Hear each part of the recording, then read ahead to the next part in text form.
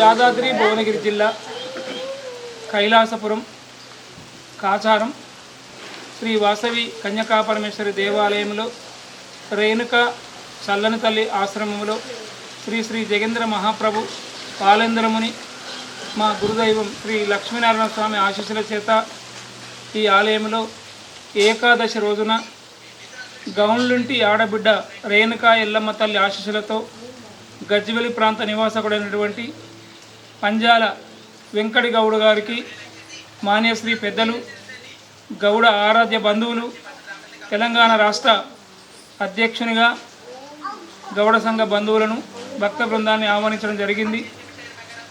వారికి ఆ జగన్మాత రేణుకా తల్లి ఆశీస్సులు అందజేయడం, పాలమూరు జిల్లా కౌండినియా గొల్లపల్లి గౌడ సంఘ సభ్యుల చేత సన్మానించడం, మరి ఎల్లమ్మ తల్లి ఆశ్రమంలో ఈరోజు ఏకాదశి పూజ హాజరు కావడం. గత కొన్ని సంవత్సరాల నుంచి ఈ కైలాసపురం ఎల్లమ్మ దేవస్థానానికి రావడం జరుగుతుంది.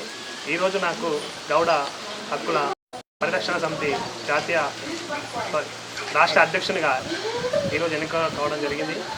అమ్మవారి దయతో ఇంకా అత్యున్నత పదవులు అనుభవించి జై రేణుకా ఎల్లమ్మ ఇంటర్నేషనల్ వైశ్య ఫెడరేషన్ పితామహుడు జాతీయ అడ్వైజరీ కమిటీ చైర్మన్ అయినటువంటి రాజమౌళి గారి దంపతులకు వివాహ మహోత్సవ శుభాకాంక్షలు.